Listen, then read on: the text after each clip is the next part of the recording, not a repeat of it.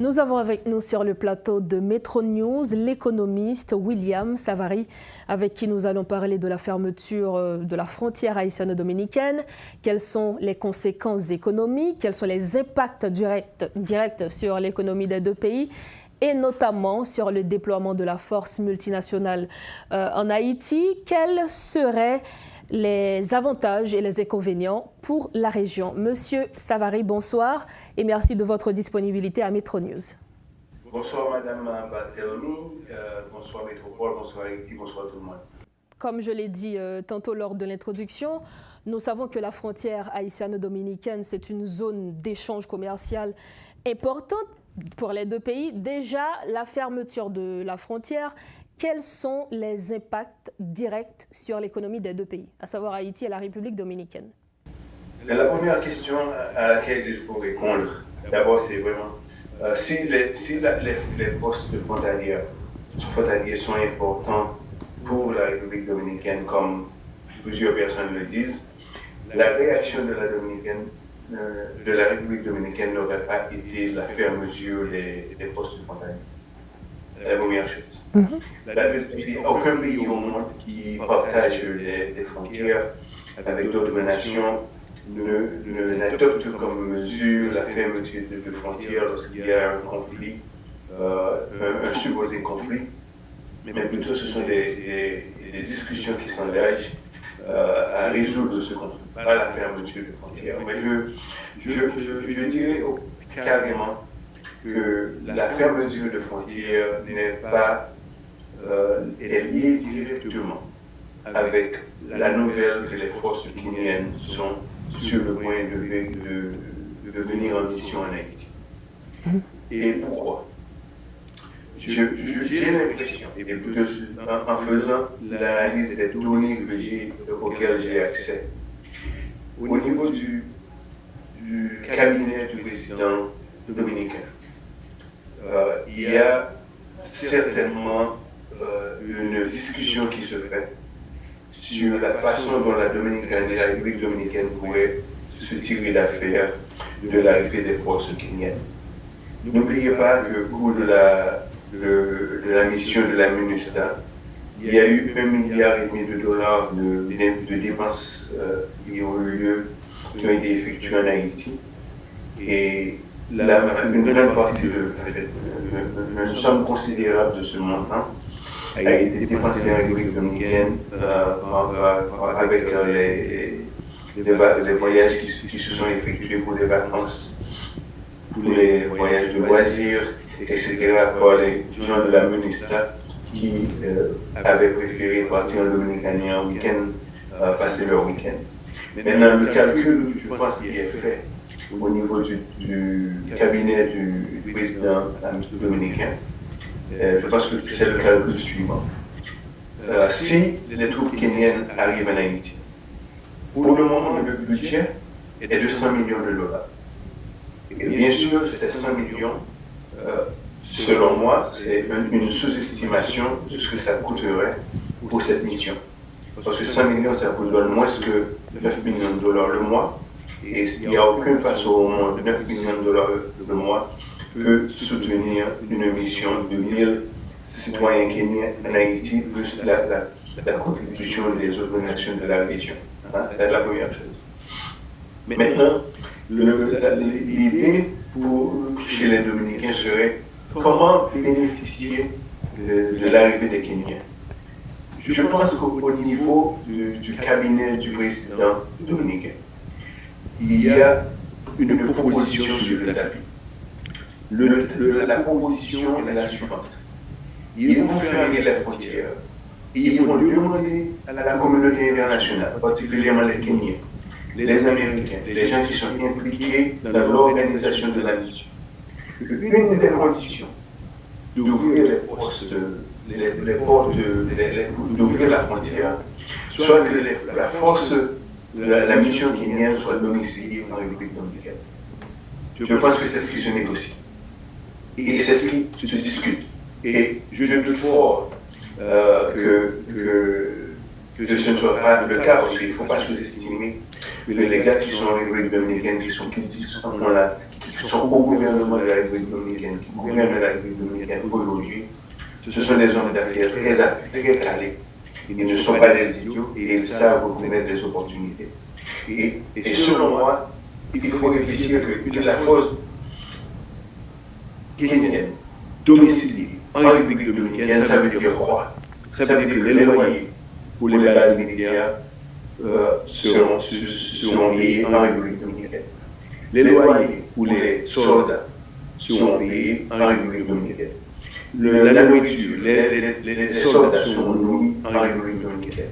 Le loisir sera, leur plaisir sera, ils s'engageront dans leur plaisir en République dominicaine. Donc, une grande partie des 100 millions de dollars serait dépensée en République dominicaine. Et je pense que la question de la fermeture de la frontière, c'est un écran derrière lequel se négocie cette position.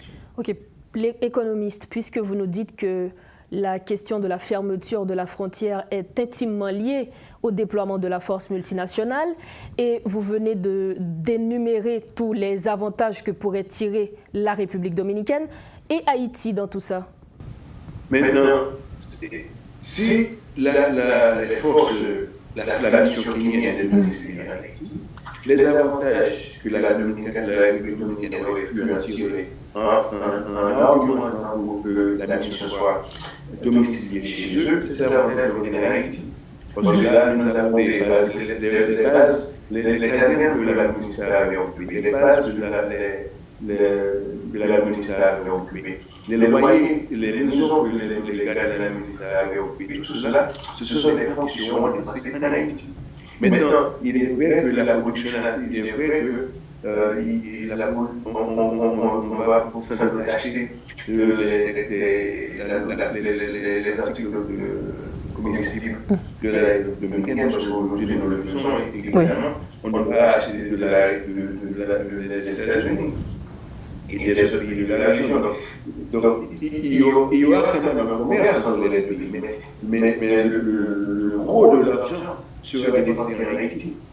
Et c'est ce gros de l'argent que la République dominicaine voudrait s'accaparer. Est-ce qu'il y a un moyen pour Haïti de contourner ce qui serait ce que veut faire plutôt la République dominicaine, c'est-à-dire loger la force multinationale en République dominicaine? Est-ce qu'Haïti a un moyen de contourner tout ça et faire en sorte que la force soit logée en Haïti? Bon, maintenant, je pense qu'aujourd'hui, il est impératif que le gouvernement haïtien mette en place une équipe de gens qui devraient soumettre des propositions à partir desquelles